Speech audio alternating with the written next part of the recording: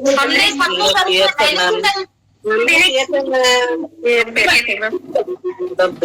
किया था सबने। कैसा लगा था? बहुत अच्छा, बहुत अच्छा मैम।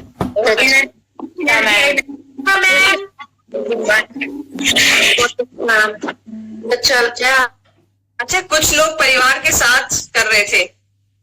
मैंने देखा था बहुत सारी मदर्स थी जो अपने बच्चों के साथ कर रहे थे। तो एक बार जरा मैं उनसे जानना चाहती हूँ कल का सेशन कैसा लगा उनको, जिन्होंने अपने बच्चों के साथ कल के प्रोग्राम में पार्टिसिपेट किया था। ऐसे कोई है क्या हमारे बीच में? पूजा जी, आपने किया था? जी जी मैम, नमस्ते जी आप सभी साथियों को।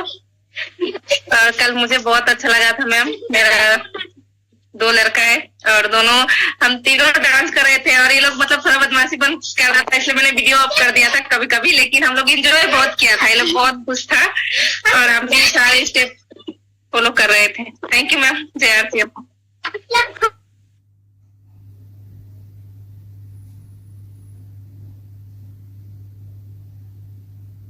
थैंक यू पूजा जी। और किन्होंने साथ साथ में पार्टिसिपेट किया था? कैमरा ऑन रखेंगे तभी मैं आपको यहाँ पर इनवाइट करूंगी, नहीं तो मैं नहीं करने वाली। कंचन उपाध्याय जी।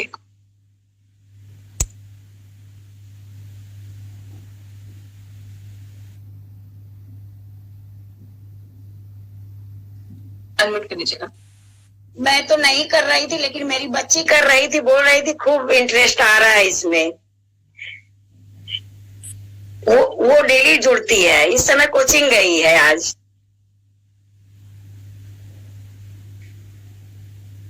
तो आपकी बच्ची कितनी बड़ी है? मैम बीएससी कर रही है। ओके, तो उनको अच्छा लग रहा था, मजा आ रहा था? जी बहुत मजा आ रहा था और डेली जुड़ती है, लेकिन इस टाइम आती है ना यूट्यूब पे, डेली देखती है।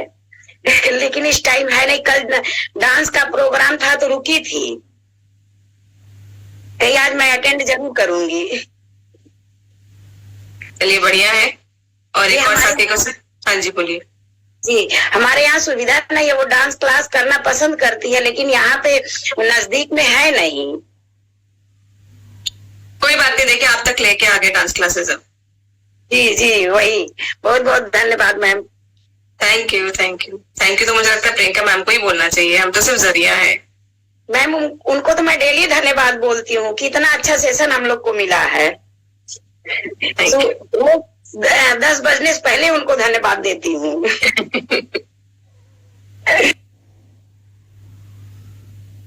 एक और उषा शर्मा जी।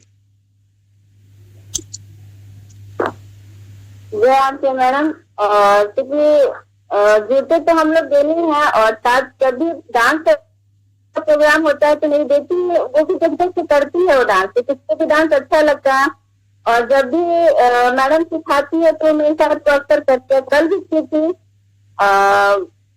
तो नमस्ते मैम।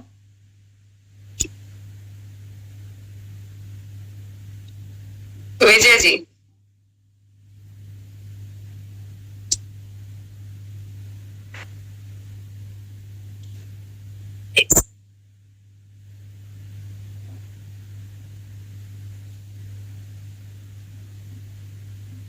अनम्यूट कर लीजिए सर। विजय प्रकाश जी।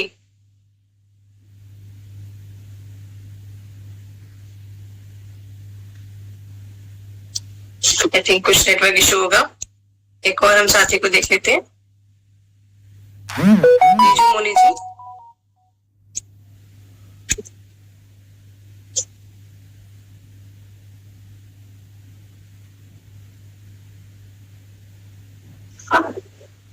नमस्ते। जय किशन मैम। बहुत अच्छा लगा। कल डांस किया था, मेरी बेटी भी कर रही थी, लेकिन कल स्कूल की वजह से कल नहीं कर पाया। बहुत अच्छा लगा। आपकी बेटी है अभी इस वक्त क्या वो बात कर सकती है? जी हाँ, मेरे साथ है। हाँ, मैं बात करना चाहूंगी। नमस्ते मैम। नमस्ते। आपने कल डांस किया था? क्या था? किया था, अच्छा लगा था, मजा आया था, बहुत अच्छा एंजॉय किया था। आया था। और करोगे ना पार्टिसिपेट हर वेडनेसडे को? करूंगी। चलो ठीक है, हर वेडनेसडे मिलेंगे, ठीक है? ठीक है मैम, धन्यवाद। Thank you ma'am.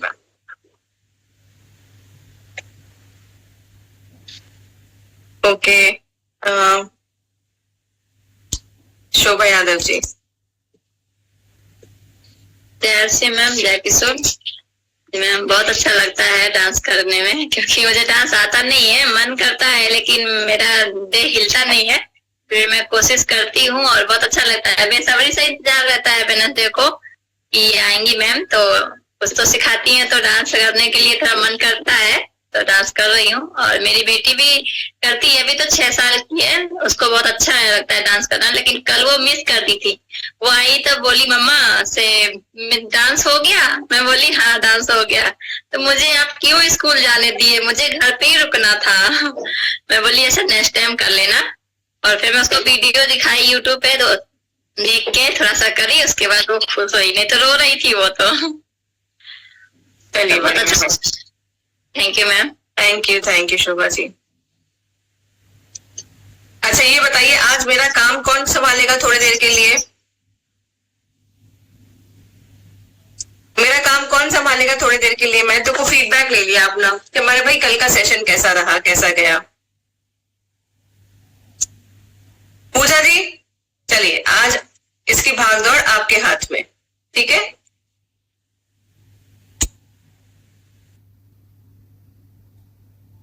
नमस्ते मैम, सभी साथियों को जय आरसीएम, जय किशोर।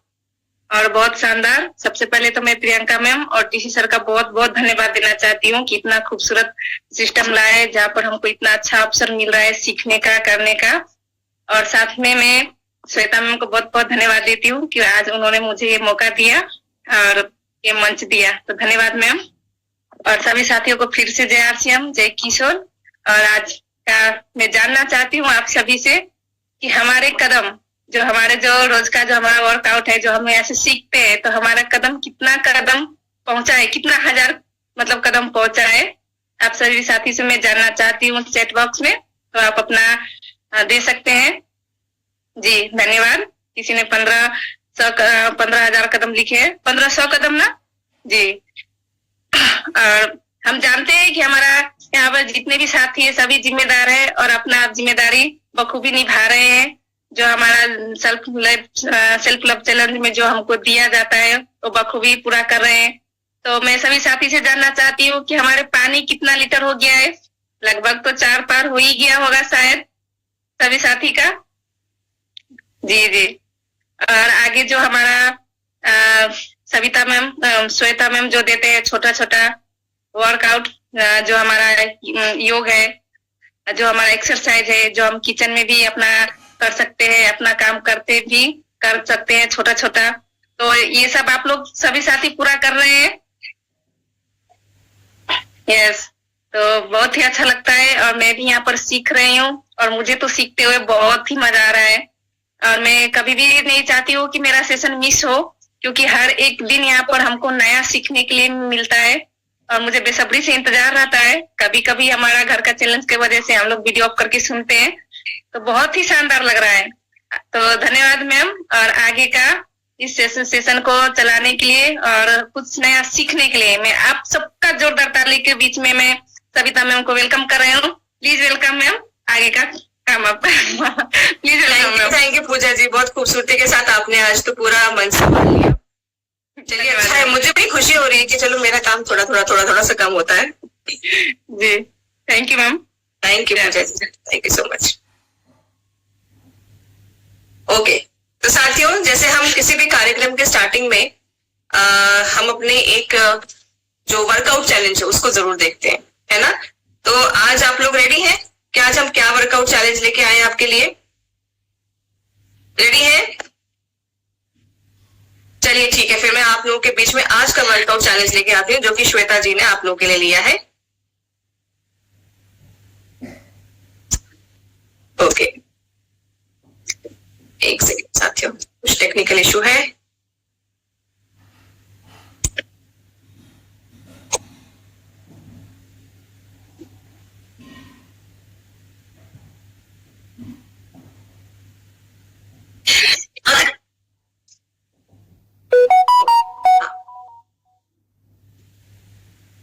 मुझे बताइए, आवाज आ रही है? आप निरंतर अपने पैरों की हील्स यानी कि अपनी एड़ियों के दर्द से परेशान हैं, तो उसको इग्नोर मत कीजिए। बाद में यही पेन प्लैंटर फैसिलिटीज में तब्दील हो जाता है। जनरली ये जो रनर्स हैं, एथलीट्स हैं, स्पोर्ट्स पर्सन हैं, उनमें देखा गया है। पर कोई भी ऐसा व्यक्ति जिसे बहुत देर तक खड़े होकर काम करने की जरूरत पड़ती है, उनके अंदर भी ये प्रॉब्लम्स देखा गया है।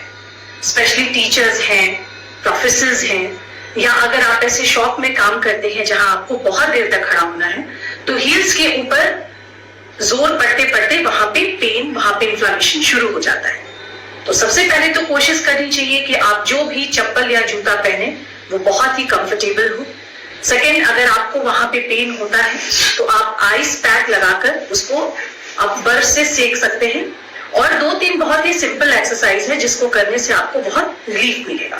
तो सबसे पहले एड़ी के इस हिस्से में अगर दर्द है तो कभी भी यहाँ आपको मसाज नहीं करना है, यहाँ आपको कोई भी ज्यादा प्रेशर नहीं डालना है।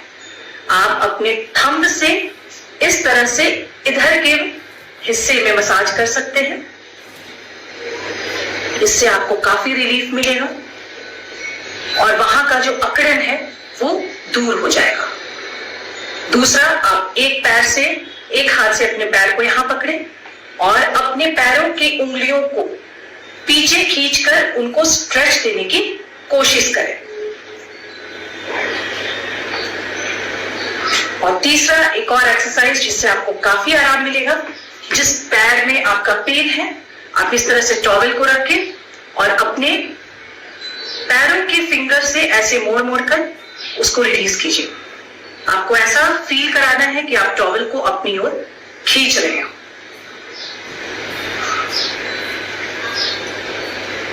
ये 2-4 कुछ बहुत सिंपल ट्रिक्स हैं, बट ये हमारे एड़ियों को काफी आराम देते हैं, काफी रिलीफ पहुंचाते हैं। अपने एड़ियों के दर्द को इग्नोर मत कीजिए क्योंकि आपके पूरे शरीर का भार ये एड़ियां संभालती हैं। तो साथियों, सिंपल सी एक्सरसाइज है हमारी पैरों के दर्द को ठीक करने के लिए। कई बार स्पेशली मैं अगर महिलाओं की बात करूं तो किचन में खड़े खड़े काम करना, बाकी घर के भागदौड़ को करते करते ये सब थकावट हो जाती है ना। तो ये थोड़ी सी सिंपल सी एक्सरसाइज हम अपने पैर के साथ कर सकते हैं। थोड़ा सा फुट मसाज ले सकते हैं, खुद ही कर सकते हैं, है ना।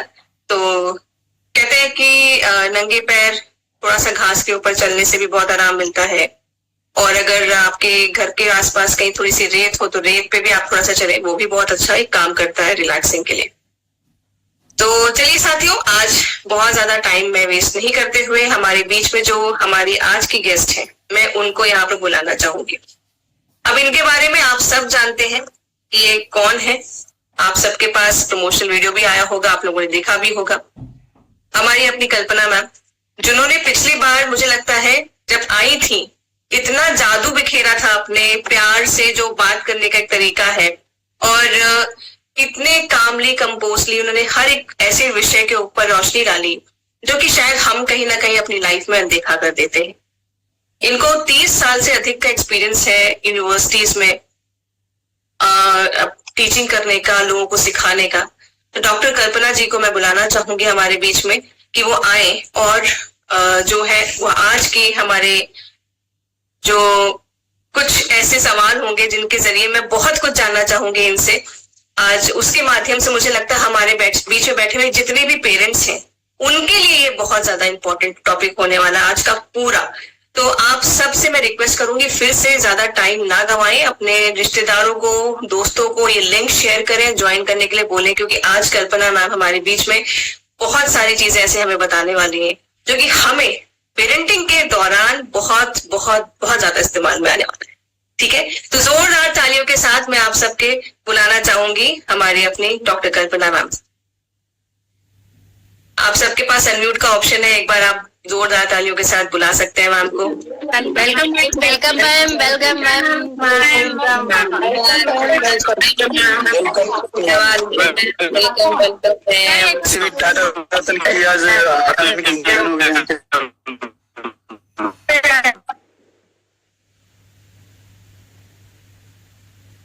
मैम अनम्यूट कर लीजिए।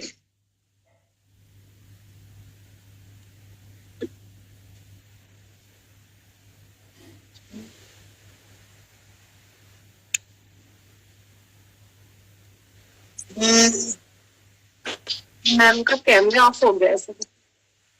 मैम लिखा हुआ है, कैमरा भी चालू है और वो वीडियो ऑडियो दोनों खुले हुए हैं। जी जी मैम, अब ठीक है, बोलिए।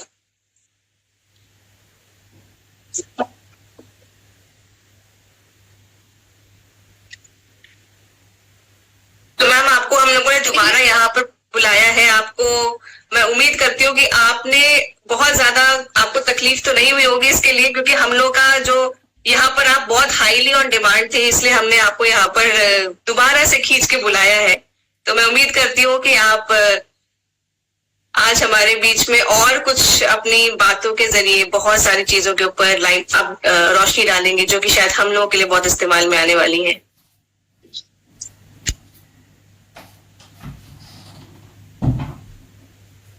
तो मुझे बोलना है। हाँ जी, नमस्कार सभी को, जय RCM।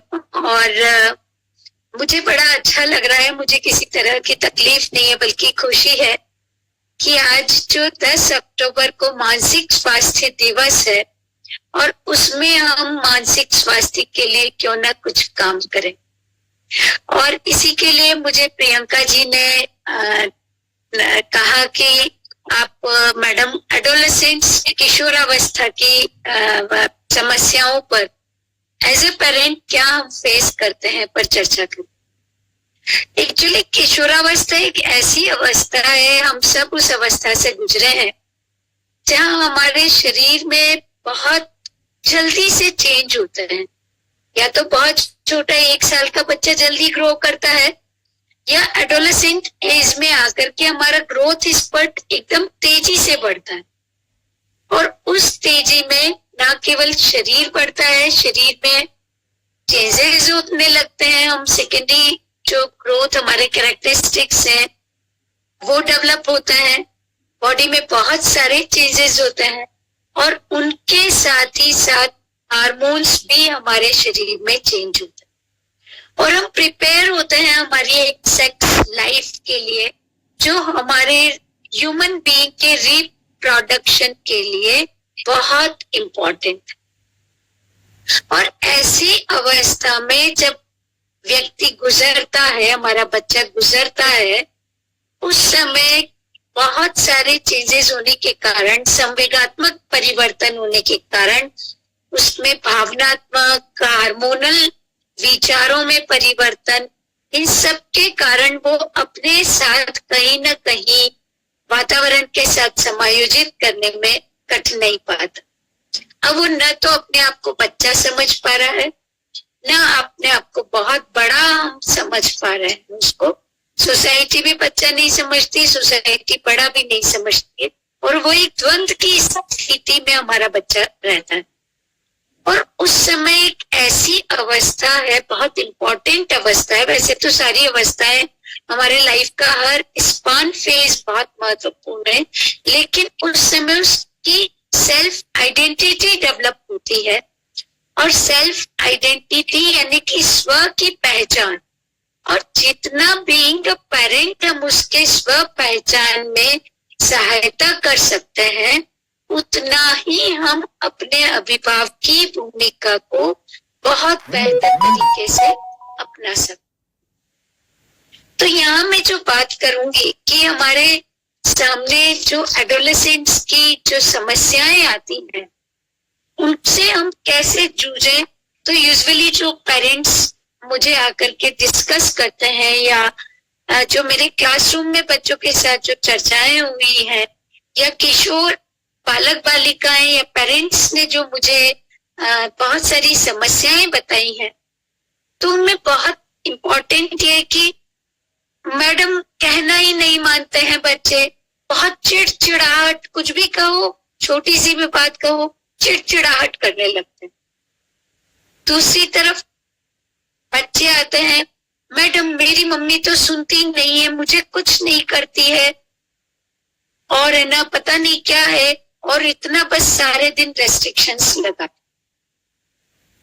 तो इन्हीं सब चीजों को देखने के लिए हम बारी बारी से चर्चा करते हैं कि कैसे हम इन बच्चों को डील करें, हैंडल करें और इनके साथ हम काम करें। पहली चीज है कि इनके साथ काम करने के लिए हमारे लिए घर की भूमिका, घर का वातावरण बहुत अधिक महत्वपूर्ण।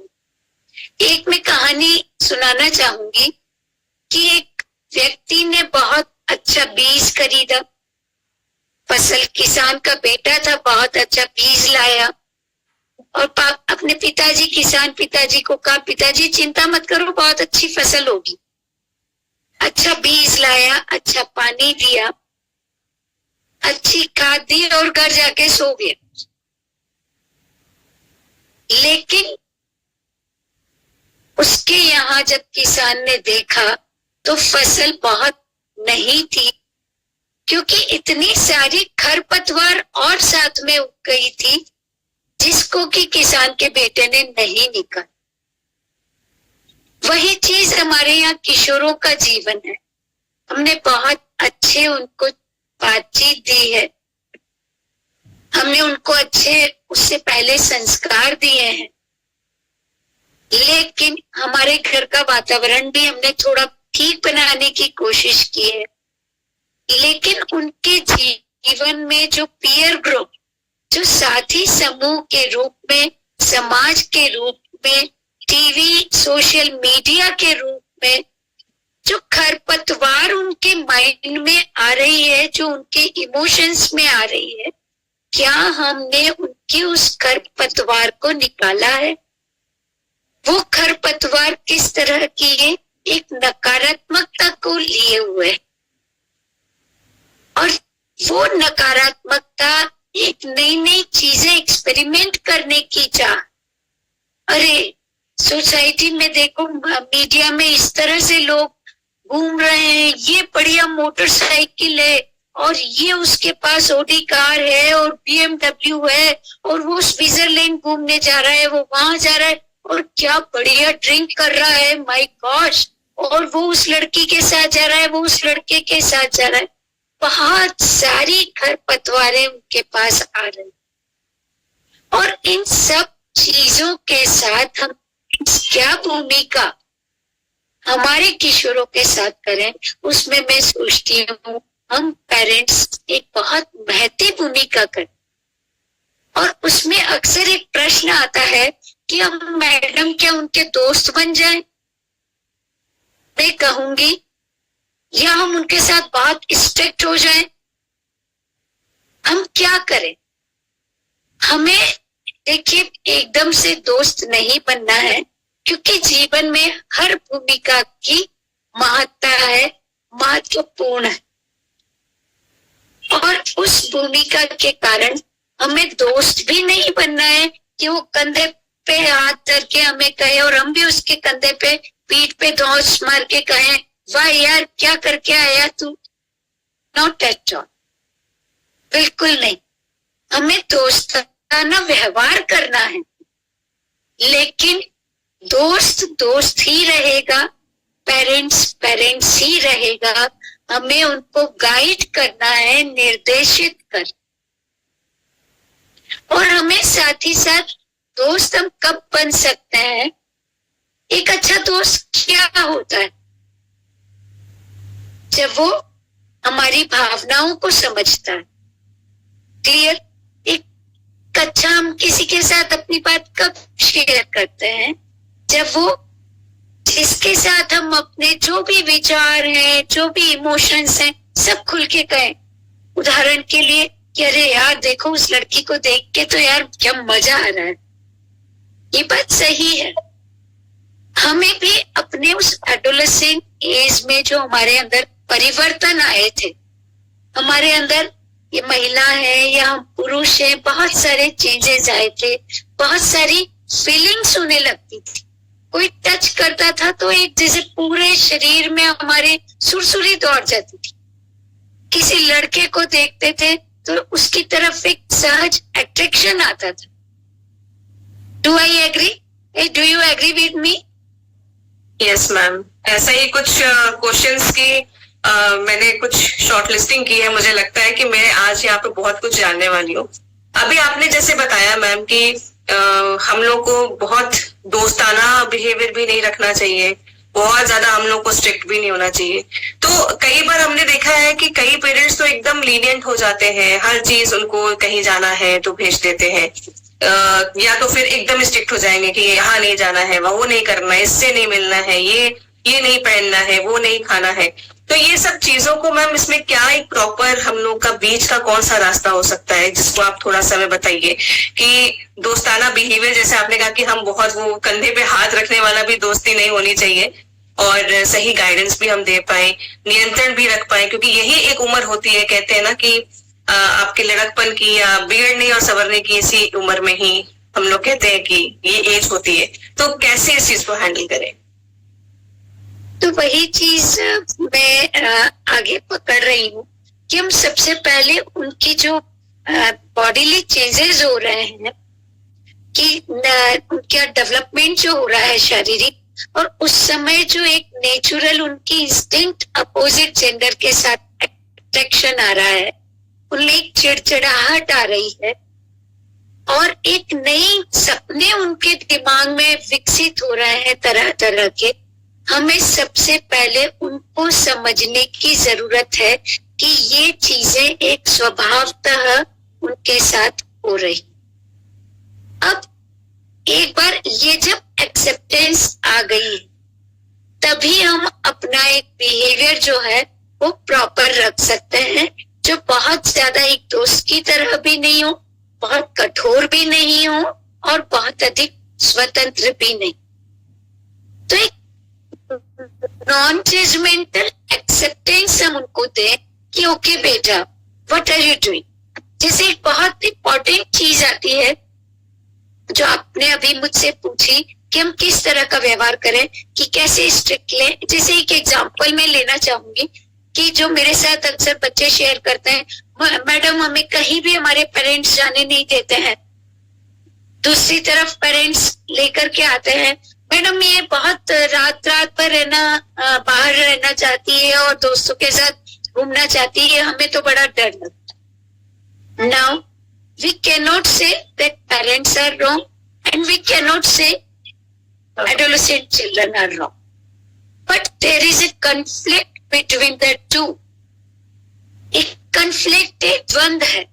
अब उस द्वंद को हम स्ट्रिक्टनेस के साथ यदि रिजॉल्व कर रहे हैं कि नहीं तुम्हें नहीं जाना है, तब भी वो रिबेल करेगा, और रिबेल करके क्या करेगा, झूठ बोल बोल करके जाएगा कि मैं तो उस फ्रेंड के यहाँ जा रही हूँ या जा रहा।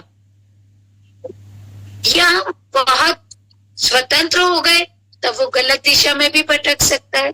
हमें बेहतर ये करना पड़ेगा कि हम कूल होकर के उससे पूछे, ओके बेटा तुम जा रहे हो, कहाँ जा रहे हो, कितने बजे तक आओगे, कौन कौन होगा। एक खोजी की तरह नहीं, बल्कि फ्री होकर के एक उसके साथ पॉजिटिव रेस्पेक्ट और रिगार्ड बना करके, साथ ही साथ शेयर कीजिए आपके अपने फीलिंग्स को, इमोशंस को। क्या है बेटा, मुझे थोड़ा सा है ना, आजकल जो मीडिया है उसको देख देख करके थोड़ा सा डर लगने लगा है, तो इसलिए पूछ रहे तो बुरा, तुम इसको अदरवाइज क्यों लेते हो।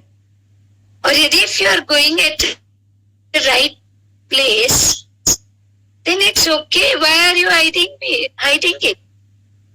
और इम्पोर्टेंट है कम्युनिकेशन में कि आपके शब्दों में किसी भी तरह का ब्लेमिंग ना हो। दोषारोपण नहीं हो कि नहीं नहीं तुम तो गलत जगह ही जा रहे हो। ओके बेटा, फिर भी मतलब कि वैसे तो मैं सोचती हूँ तुम्हें देर रात तक नहीं जाना चाहिए, 10 बजे तक लौट आओ।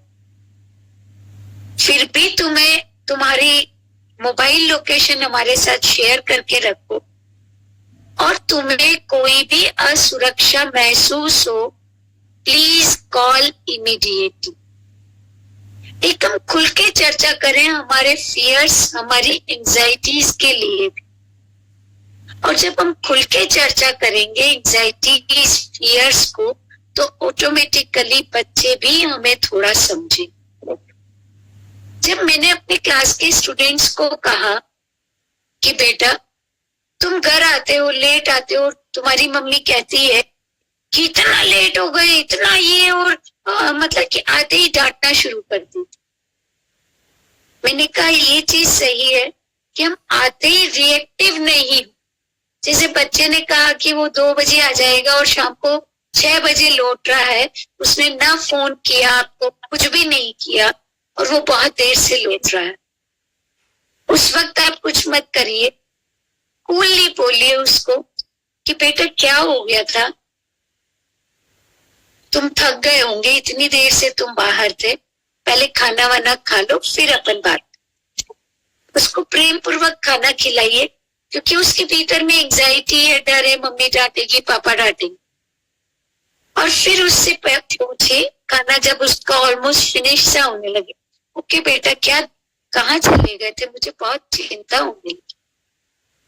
अब you are not blaming but you are sharing your feelings. मुझे बहुत चिंता होने लगी थी। एक्चुअली में क्या, वो थोड़ा थोड़ा मेरे को लगता है कि हाँ तुम गलत कहोगे, पर माँ हूं ना, पापा हूं ना, थोड़ा डर लगता है आजकल की सोसाइटी में। भले ही 1000 में 1 केस होता है, पर जिस तरह से मीडिया में न्यूज आती ना, थोड़ा सा डर। तुम सही हो लेकिन दूसरे लोग गलत हो सकते हैं, इसलिए थोड़ा डर। तुम थोड़ा मुझे फोन ही कर दिया करो, और फ्रेंड्स को कभी यहाँ भी बुलाओ ना, अपने घर पर भी, या अपन सब चलते हैं तुम्हारे फ्रेंड्स के साथ, तो उनके भी पेरेंट्स को बुलाओ, तुम भी बुलाओ। नाउ यू विल सी कि इस केस में, इस कम्युनिकेशन में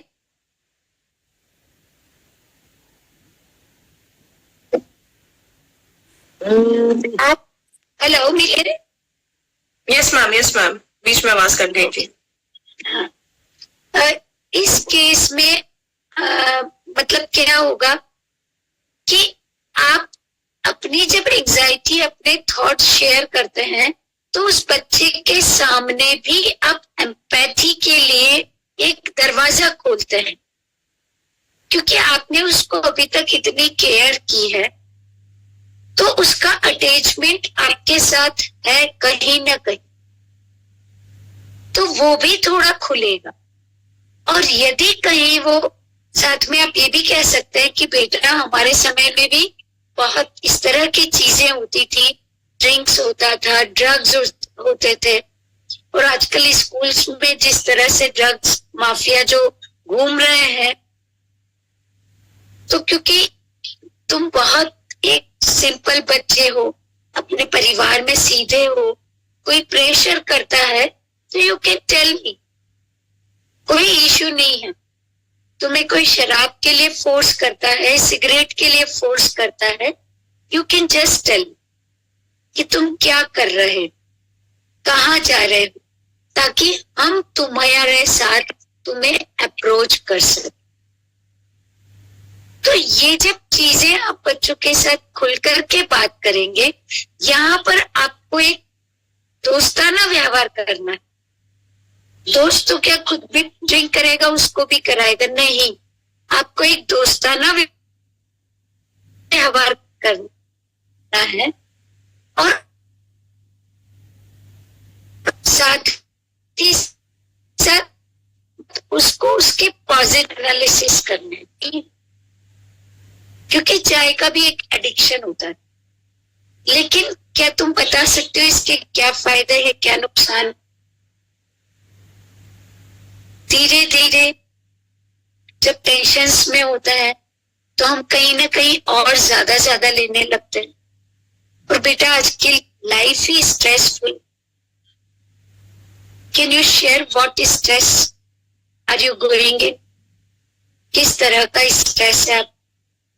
तो मैं सोचती हूँ जब हम इस तरह से भीतर से कूल, एक एक्सेप्टिंग मोड, एक नॉन जजमेंटल मोड में यदि हम चलते हैं और उनके साथ एक ओपन कम्युनिकेशन यदि हम बनाते हैं, तो हमारा उन एडोलेसेंट बच्चों के साथ एक बहुत अच्छी बॉन्डिंग धीरे धीरे develop. Never expect a lot from your adolescent child. यदि आपको उनको लगता है कि घर के कामों में भी आपको शेयरिंग करनी है, कि वो आपके साथ शेयर करें, एक्सप्लेन कि बेटा मैं थक जाती हूँ थोड़ा थोड़ा सुबह से काम करते हुए, मैं यहाँ भी काम करती हूँ, वहां भी काम,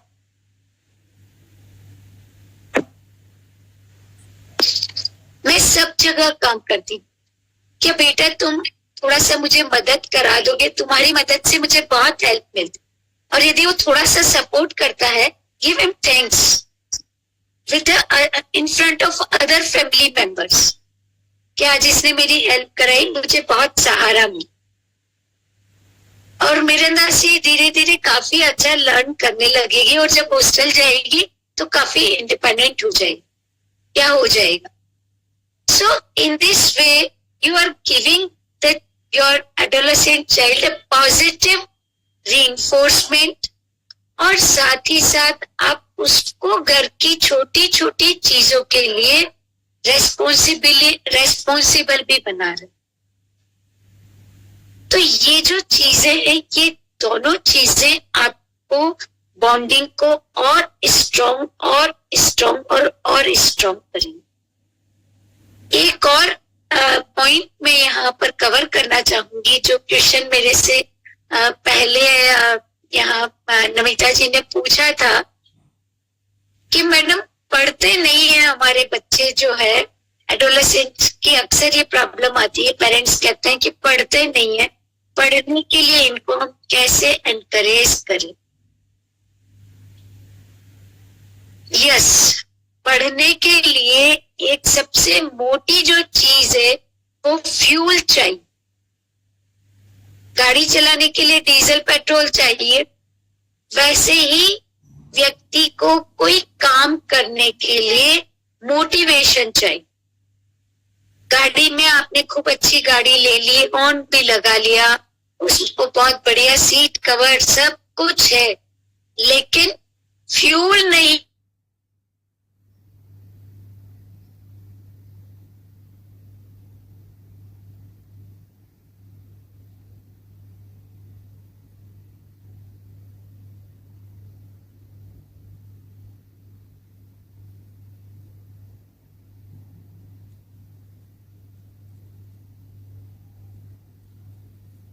आई थिंक नेटवर्क का कुछ इशू है साथियों।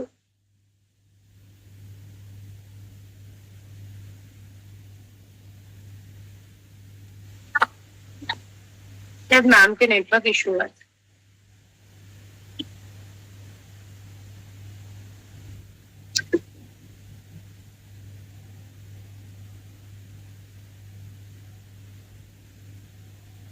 ओके, तो साथियों यहाँ पर अभी मैम हमें बता रहे थे एडोलेसेंट चाइल्ड, जो हम जिसको बोलते हैं टीन एजर, ये एक ऐसा एज होता है जहां पर बहुत कुछ चेंजेस हो रहे होते हैं फिजिकली और मेंटली और इमोशनली। हमारे बच्चों के मन में बहुत कुछ चल रहा होता है, तो यहाँ पर हम उन सब चीजों को कैसे हैंडल कर पाए, ये एक बहुत बड़ा चैलेंज होता है।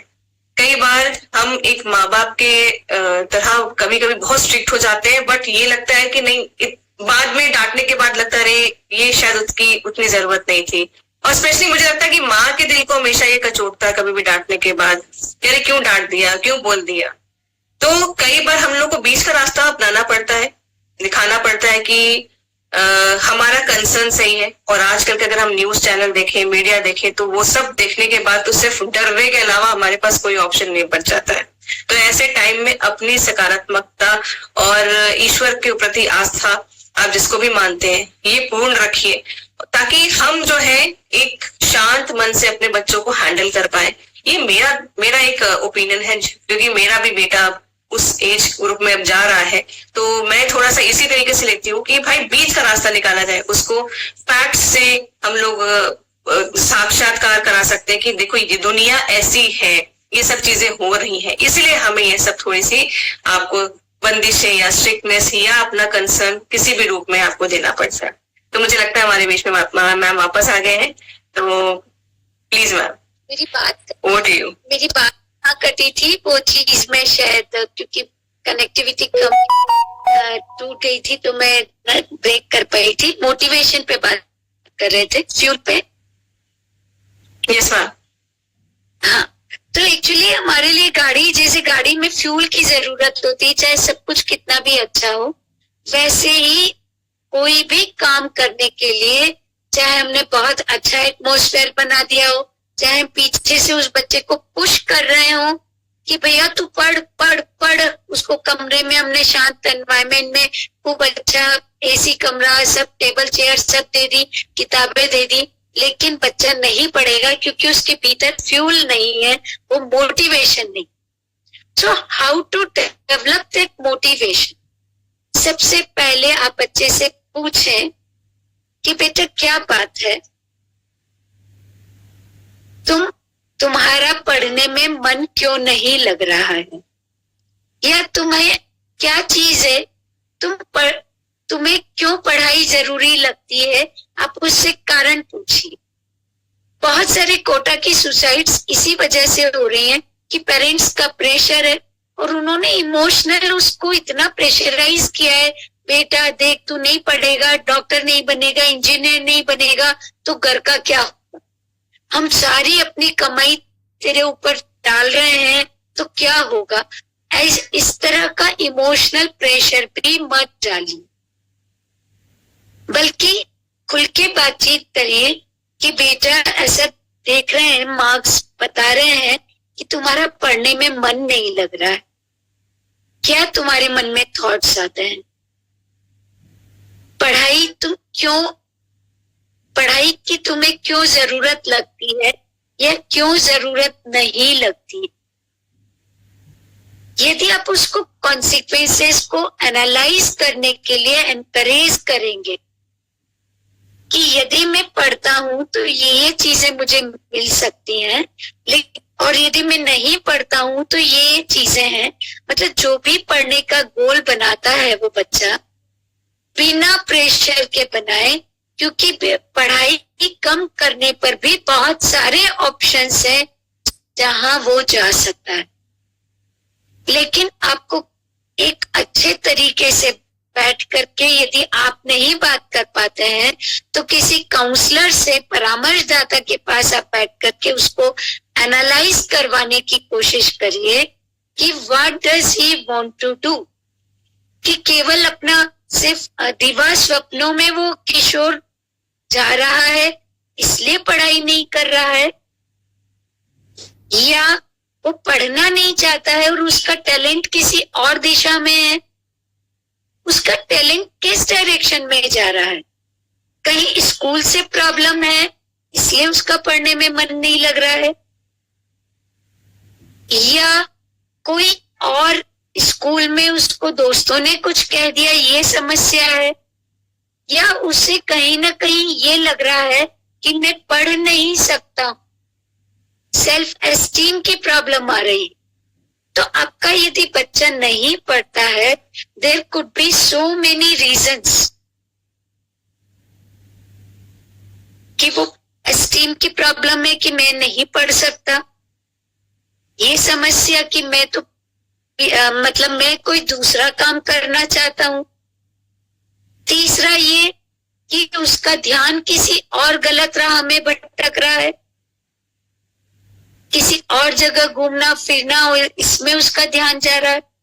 We need to explore why our child does not want to study, और ये एक्सप्लोर करके हम उसको कहें यदि वो कोई अपना अच्छा टारगेटेड ठीक है पढ़ाई लिखाई में ज्यादा मन नहीं लग रहा है, जैसे मैं अभी यूट्यूब पे एक मनोज हैं जो आईपीएस में सेलेक्ट हुए हैं, उनका यूट्यूब देख रही थी तो बोले पढ़ाई लिखाई में उनको ये कहा गया किसी एक बड़े व्यक्ति को कि आप सिर्फ एक क्लास में एक बार में पास हो जाए। यदि आप ज्यादा पढ़ते हैं तो आप ज्यादा अचीव कर पाएंगे, और नहीं पढ़ते हैं तो कोई बात नहीं, कम अचीव करेंगे। The most important thing is कि वो हमारा बच्चा खुश रहे। खाली पैसे का अचीवमेंट महत्वपूर्ण किफायत। The talent of our adolescent child, कि उसका क्या टैलेंट है, क्या इंटरेस्ट है, क्योंकि इस एज में करियर काउंसलिंग बहुत इम्पोर्टेंट है।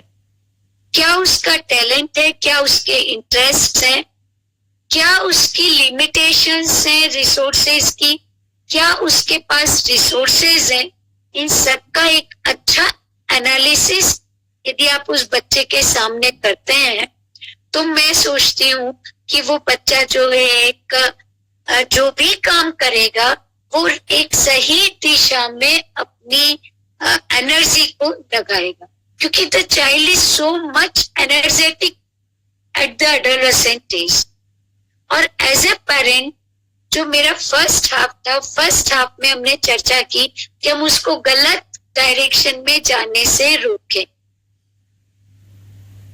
उससे कूलली बात करके, और सेकेंड हाफ में मैं कहूंगी कि हम उसके पोटेंशियल्स को पहचाने, उसके साथ बैठ करके एनालाइज करें उसके स्किल्स को, उसके इंटरेस्ट को, और यदि हमारे साथ कठिन पाता है तो किसी काउंसलर्स की हेल्प लें। स्कूल में उसको कहें कि वो अपने काउंसलर से मिले और उसका एक राइट पाथ डेवलप करें कि ओके, जैसे खेल में इंटरेस्ट है तो नो डाउट कि भाई एक क्लास में चाहे वो किसी भी डिवीजन से पास हो रहा है, पढ़ता रहे, ठीक है।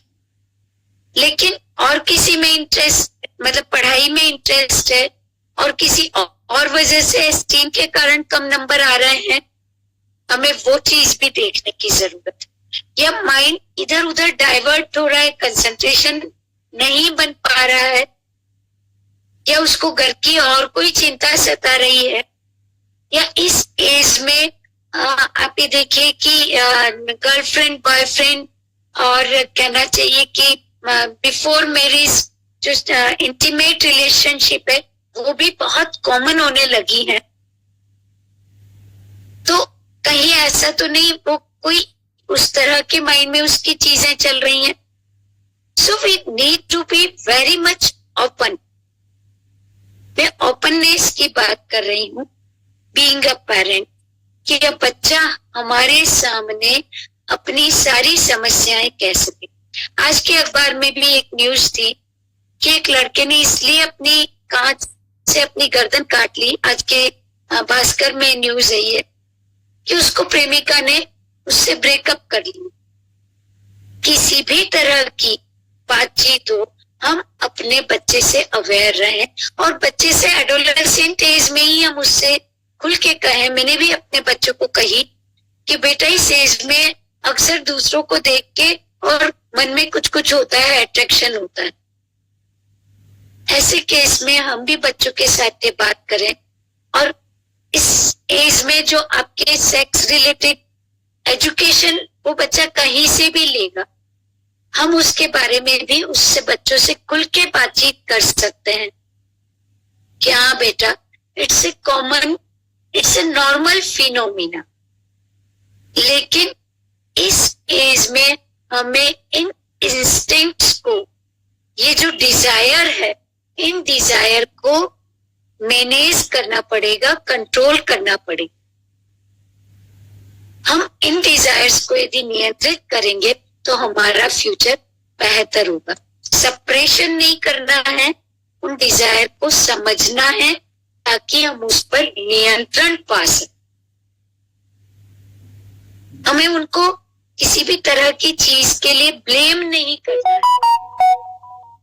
बल्कि एक एक्सेप्टेंस मोड में जा करके और हमें उनको इस सेक्स एजुकेशन के लिए भी बातचीत करनी चाहिए। यदि उस लड़के ने, जो आज मैंने एग्जांपल दिया कि अखबार में आया, यदि उस लड़के के पेरेंट्स उससे खुल के बातचीत करते कि बेटा इस एज में दूसरों को देख के कुछ न कुछ होने लगता है, तुम्हें भी होने लगे तो हमें पहले ही बता दें, चाहे कोई लड़की हो कोई लड़का हो, तो हमें बता दें। यदि अपने लायक लड़का लड़की हुआ तो यदि उसने बताया होता तो ब्रेकअप के समय जब इंटरपर्सनल रिलेशनशिप ब्रेक होता है तब भी हमें जितना ट्रॉमा होता है, चाहे गर्लफ्रेंड का ही ब्रेकअप हो जाए, क्योंकि पीयर ग्रुप बहुत इंपॉर्टेंट है।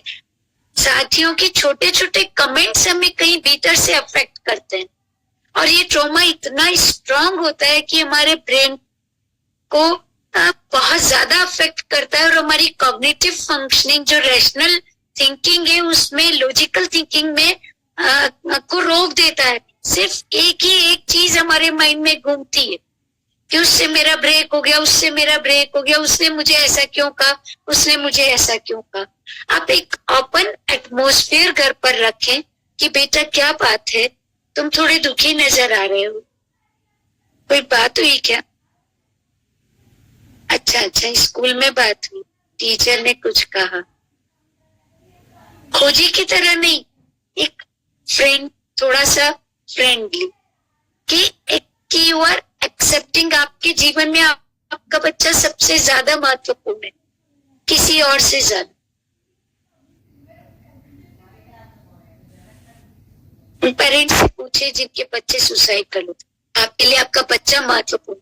जरूरी नहीं है वो लाखों कमाए, जरूरी नहीं है वो बहुत बड़े बड़े मल्टीज में रहे, चाहे उसका एक कमरे का घर हो, लेकिन खुशहाली से रहे, खुशहाली मतलब प्रसन्न रहे। एक balance social life, personal life, work life में बैलेंस बना करके रहे। तो मैं सोचती हूँ इस तरह से यदि हम खुल करके बातचीत हमारे बच्चों के साथ करेंगे तो हमारे बच्चे अपने जीवन में, चाहे वर्क प्लेस पर तनाव आए, चाहे इंटरपर्सनल रिलेशंस में तनाव आए, चाहे बाद में शादी के बाद उनके अंदर तनाव आए, चाहे पढ़ाई का तनाव आए, वो तनाव हमसे खुल करके बांट सके।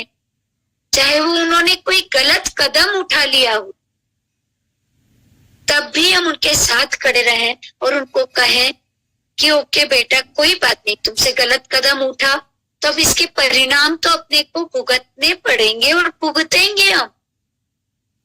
बदनामी हो गई तो इट्स ओके, तुम्हारी गलत चीज हो गई तो इट्स ओके, लेकिन छुपाओ मत और उसके परिणामों को भुगतने के लिए तैयार रहो।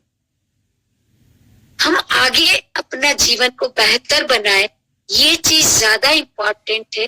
केवल गलती हो गई, देखो तुमसे ये गलती हुई, तुमसे ये गलती हुई, उसको पहुंचे नहीं, पिंच नहीं करें, बल्कि ओपन एटमॉस्फेयर के साथ उसकी गलती को स्वीकारें और उसकी गलती के कॉन्सिक्वेंसेस जो भी है, परिणाम जो भी है, उनको भुगतने के लिए उसके साथ खड़े रहें।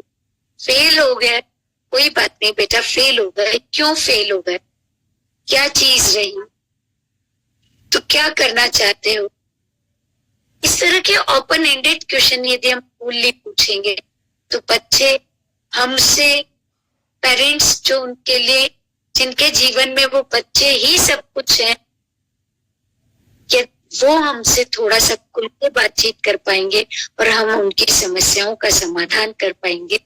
मैं शायद इस 45 मिनट्स में बहुत कुछ नहीं बता पाई हूँ, लेकिन जो मेरा समराइज यदि मैं करूँ तो हम बच्चों के साथ एक खुला वातावरण बना करके रखें, हम उनको समझने की कोशिश करें। बच्चा हमें समझे ना समझे, हम उनको समझने का प्रयास करें, हम उनको नॉन जजमेंटली उनकी बातचीत को सुने, हम अनकंडीशनल उनके साथ लव दें ताकि वो अपनी ऊर्जा का समुचित उपयोग करें और हम उनको एक सही दिशा निर्देश दें और गलत दिशाओं से हम उनको रोक पाए। यदि आपके कोई क्वेश्चन हो आप चैट में लिख सकते हैं ताकि अगली बार कभी हम इन चीजों पर चर्चा कर पाए।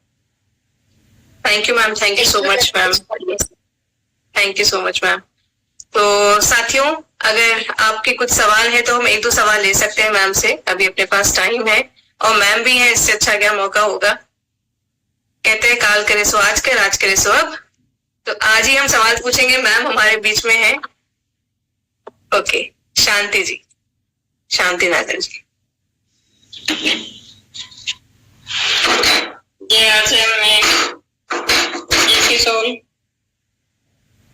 मैम मैं पूछना चाहती हूँ कि ऐसा अगर आपने शादीशुदा जिंदगी में ऐसा होता है तो फिर उनको कैसे समझाएं? एक बार फिर से बोलेंगे, मुझे क्वेश्चन समझ में नहीं आया। मतलब जैसे ये लड़का लड़की के बारे में ऐसे बोला आपने कि बच्चों को कैसे समझाना है, तो फिर अगर अपने हस्बैंड की बात आ जाए तो उनको कैसे समझाएं, उनको कैसे, अपन भी कैसे समझे? ठीक है, आपका मतलब है कि यदि जैसे बच्चा है तो देखिए हम हस्बैंड को कह सकते हैं नहीं, यदि वो नहीं मानेंगे क्योंकि उनके अपने बिलीफ सिस्टम है और उन्होंने इस तरह की सेशंस अटेंड नहीं किए हैं या यूट्यूब्स नहीं सुने हैं, तो वो तो रिजिड रहेंगे। लेकिन यदि एटलीस्ट एक पेरेंट भी बच्चे के साथ खुल करके वातावरण बनाए, जैसे मेरे 2 बेटे हैं और जब जैसे ही वो 10-11 साल के होने लगे, मैंने उन्हें कहा कि बेटा अब जो है देखना, तुम्हें अब कोई दूसरे लड़के लड़की को देख के कुछ होने लगे ना, मुझे बता देना। तो अब now they are at marriage level और मैं कहती हूँ अपना पार्टनर खुद ढूंढो। बोले मम्मा जब ढूंढ सकते थे तब तो हमें ढूंढने नहीं दिया। दैट्स अ डिफरेंट इशू, ये just it was a fun. लेकिन इस तरह की चीजें आती है तो हम एटलीस्ट एक पेरेंट भी, शांति जी, यकीन करेगा नो डाउट कि एटलीस्ट वो थोड़ा गलत भी जाएगा, थोड़ा अच्छा भी जाएगा, वो वापस हमसे भी आकर के बात करेगा। मम्मी आज वो एक लड़की मिली थी, हम दोनों वहाँ गुलाबबाग गए थे या वहां गए थे। बेटा तुम जाते हो, इट्स ओके, मैं समझती हूँ तुम्हारे अभी स्कूल में ये गर्लफ्रेंड बॉयफ्रेंड का बहुत चला है, लेकिन तुम देखो, आप इंसिडेंसेस उनको बताइए कि लिव टुगेदर में रहने के बावजूद इतने ब्रेकअप्स हो रहे हैं या इतना इस तरह का मर्डरिंग हो रहा है। मेरा बच्चा शांति जी की बात है, 16 साल का लड़का है। अभी तो वो 5 रुपए भी ले जाता है तो मेरे से पूछ के ले जाता है, घर के बाहर जाना है, कहीं कितने बजे तक आना है। अभी तो वो पूरा नहीं, तो दैट्स वेल एंड गुड, बहुत अच्छी बात है कि वो इस तरह का बिहेवियर कर रहा है, बट जस्ट वो आगे भी इसी तरह से करता रहे तो आप मतलब कि अपना ये भी उसको शेयर कर सकते हैं कि आगे वो गलत डायरेक्शन में नहीं जाए, या आगे पहले तो अप्रिशिएट करें कि भाई आज जो है एक लेक्चर हुआ था उसमें ये कि भाई बहुत सारी ऐसी घटनाएं हो रही हैं तो जो है, लेकिन आई एम सो हैप्पी कि तुम इतना अच्छे से सब कुछ मेरे ऊपर विश्वास करते हो। आगे भी कभी तुम्हारी जिंदगी में कुछ घटना हो, दुर्घटना हो, तुम्हें कोई तनाव हो तो प्लीज शेयर विद मी, मैं तुम्हारे साथ हमेशा खड़ी हूँ। तो आगे भी यदि जीवन है, देखिए हमारे साथ कुछ भी हो सकता है, कुछ भी हो सकता है, तो उसके साथ भी कुछ भी हो सकता है। तो एटलीस्ट आपके ये सेंटेंस से भी उसको लगेगा माँ मेरे साथ हमेशा। Yes ma'am.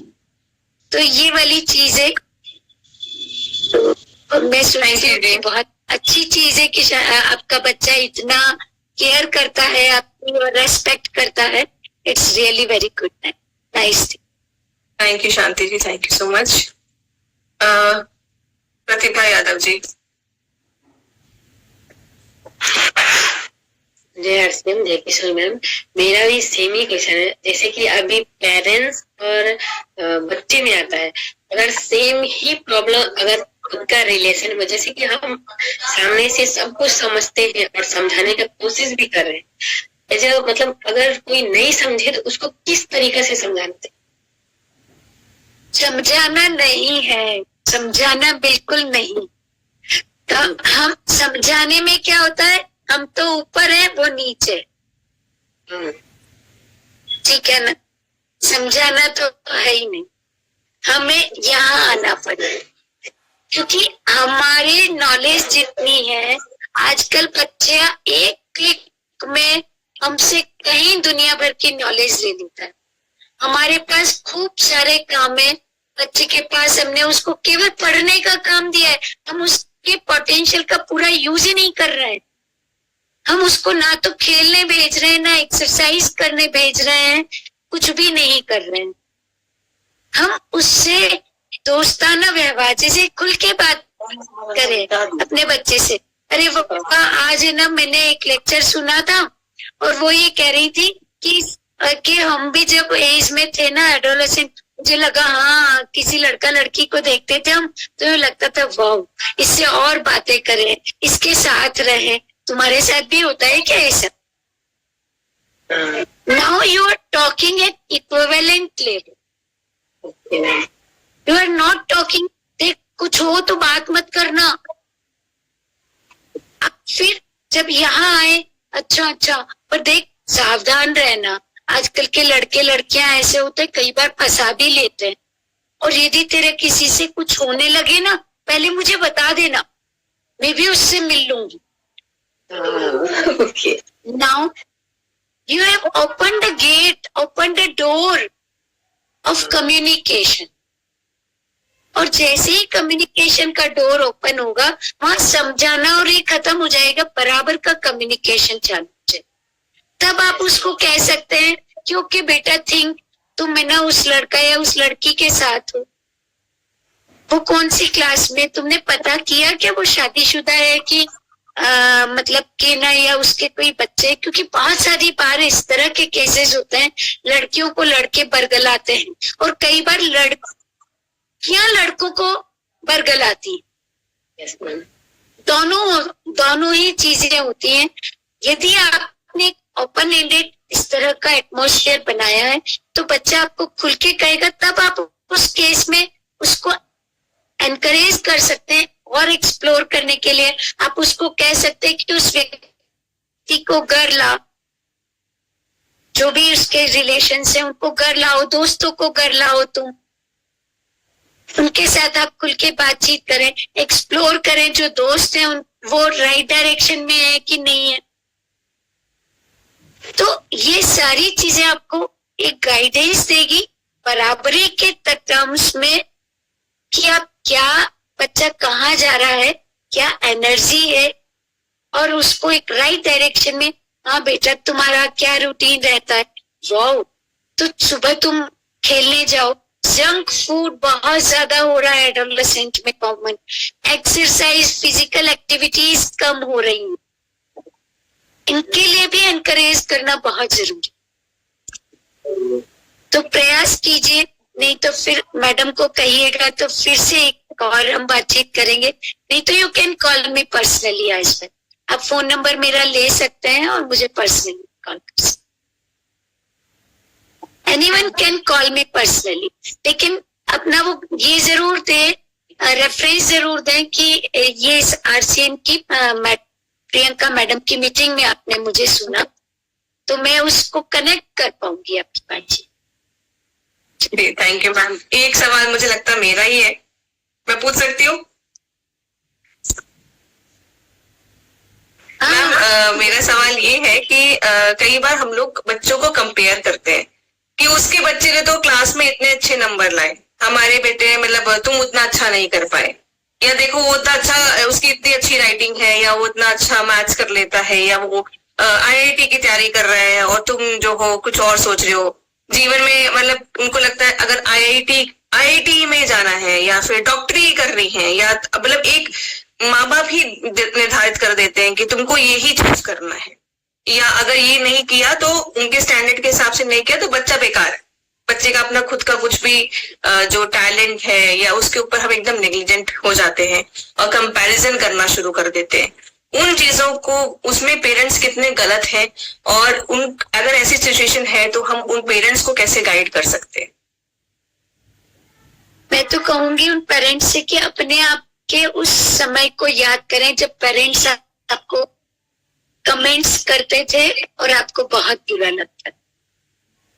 नंबर 1।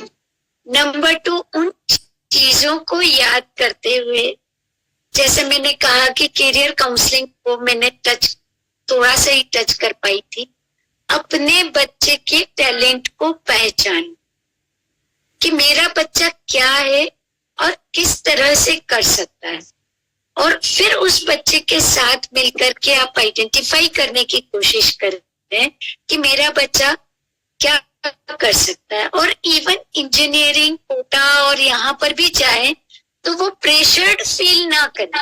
बेटा तुम मेहनत करो, तुम्हारी तरफ से तुम खुल के मेहनत करो, फिर जो होगा वो मैं हूं ना तेरे साथ। नहीं होगा AIT में कोई बात नहीं, बहुत सारे ऐसे ऑप्शंस हैं, अपन किसी और कॉलेज में जाकर के करेंगे। खाली IITs या डॉक्टर ही सक्सेसफुल नहीं है, नेचुरोपैथ कितने सक्सेसफुल है, आप लोगों में से बहुत सारे लीडर्स हैं, वो कहाँ अनसक्सेसफुल है। So we can explore what potential our child is having. और नंबर 2, सक्सेस की डेफिनेशन सोसाइटी द्वारा निर्धारित मत कीजिए। सक्सेस की डेफिनेशन कि मैं कौन से काम को करके बहुत खुश होता हूं, आनंदित होता हूं। एक संत लोग देखे, सब कुछ उन्होंने त्याग दिया, फिर भी लोग कितना उनको रेस्पेक्ट देते हैं, क्योंकि उन्होंने धर्म में आनंदित महसूस किया। और हम इसी में ढूंढते रहते हैं सक्सेस कि लोग मेरे बारे में अच्छा कहें। लोग कभी भी किसी के बारे में अच्छा नहीं कहते हैं। इवन भगवान सीता के ऊपर इल्जाम लगा दिए तो आप और मैं तो क्या है। वैसे ही हमारे बच्चों को हम उनके भीतर की खुशी ढूंढने दें, उनकी सक्सेस की डेफिनेशन को उनके पोटेंशियल्स के अकॉर्डिंगली डिफाइन करें, तो मैं सोचती हूँ कि हम उनके करियर को ज्यादा अच्छे से एनालाइज कर पाएंगे और उनके गोल्स को सेट करके गोल्स को अचीव करने की में मदद करें, ना कि ये करें कि ये अचीव कर लिया तो सक्सेसफुल, नहीं अचीव किया तो रिग्रेट है। करिए तो बहुत अच्छा, तुमने अपना परिश्रम किया।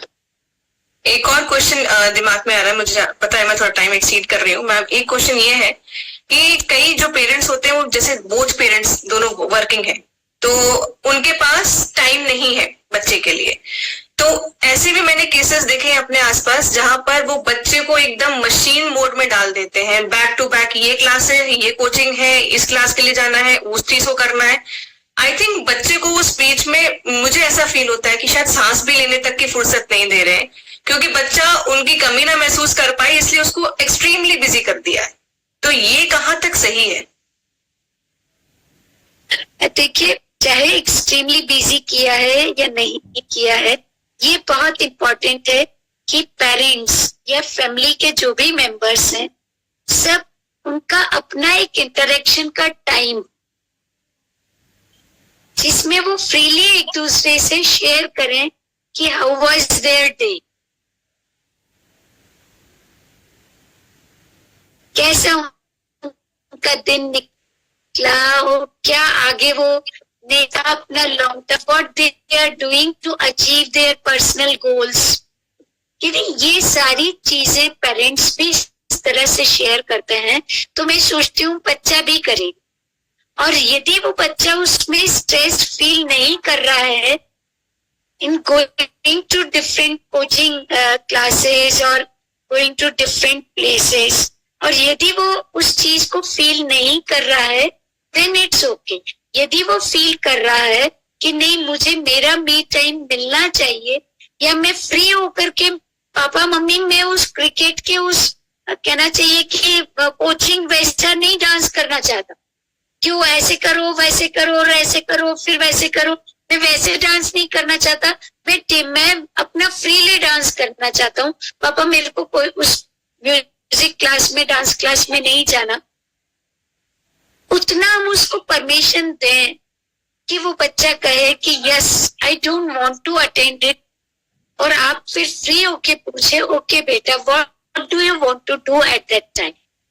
ओके ठीक है, कोई बात नहीं, तुम क्या करना चाहते, do you want to do it. मैं जैसे एक और छोटा सा एग्जांपल दूं कि जब मेरे बेटे को उसने बीटेक किया है IIT से, मैंने कहा एमटेक भी कर लो बेटा, अच्छा रहेगा, क्योंकि यूजुअली होता ही है कि पहले पढ़ाई पूरी कर लो फिर जॉब में जाओ। इच्छा मेरी यही थी कि MTech is better for him. मामा मैं पढ़ लिया ना, मुझे आगे नहीं पढ़ना। अब नाउ वी हैव एनालाइज्ड कि पढ़ लिख के होगा क्या, कि लर्निंग होगी। मम्मा वो लर्निंग मैं वैसे ही कर लूंगा। नाउ ही वॉज रेडी कि भाई ठीक है कि वहां जाकर के जो लर्निंग होती मैं उसको वैसे ही कर लूंगा। Why to pressurise the child, क्यों प्रेशर किया जाए। ज्यादा से ज्यादा एमटेक होता तो और हाई सैलरी पैकेज पर जाता, लेकिन उससे क्या फर्क पड़ जाता। तो एवरीथिंग बेटर है कि हम ये देखें कि हमारा एडोलेसेंट चाइल्ड का जो भी टाइम है वो मीनिंगफुली यूज हो रहा है, ताकि उसकी ऊर्जा को एक सही दिशा मिले और गलत दिशा में बच्चा जाने से। Thank you so much ma'am, thank you so much ma'am. मुझे लगता है आज आपने बहुत आसान कर दिया है हम लोगों को, हमारे बच्चों के साथ जो रिलेशनशिप है उसको और बेटर करने का कुछ रास्ते भी दिखाए हैं, टिप्स भी दिए हैं, तो डेफिनेटली हमें हेल्प करेगा। तो साथ मैम एक्चुअली सब आपका नंबर मांग रहे हैं, तो नेक्स्ट सेशन में मैं डेफिनेटली उसको शेयर करने की कोशिश करूंगी। तो thank you so much ma'am हमारे साथ जुड़ने के लिए, और इसी के साथ आज हम अपने कार्यक्रम को अंतिम चरण पे लेके जाते हैं, और आप सब मैम को धन्यवाद बोल सकते हैं। मैंने आप सबको अनम्यूट का ऑप्शन दे दिया है। बहुत धन्यवाद आज का सेशन बहुत सुंदर मैम। ओके साथियों, तो समय बहुत हो चुका है, तो आज प्रोडक्ट वीडियो प्ले करनी है, तो मैं आपके बीच में ये प्रोडक्ट वीडियो प्ले कर रही हूँ, आप लोग उसको ध्यान से सुने। जय आसियम, गुड आसियम, जय किशोर। तो आज हम देखने वाले हैं मोल्डेड ब्रा और फुल कवरेज ब्रा के बारे में। तो मोल्डेड ब्रा ऐसी एक वैरायटी है जिसका मटेरियल आप देखोगे, आप छू के देखोगे तो इतना सॉफ्ट है, हम हर दिन जो है यूज कर सकते हैं। रात को सोते वक्त भी यूज करने से कोई प्रॉब्लम नहीं होगी, कोई वो सफोकेशन वाली फीलिंग नहीं आएगी।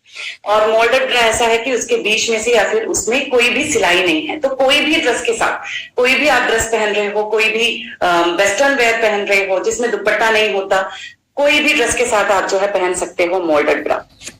थिन वाली उसकी स्ट्रैप होती है, लेकिन अच्छे से प्रोटेक्शन मिलती है, अच्छे से सपोर्ट हमें मिलता है, और जो है हम इजीली जो है पहन पाते हैं।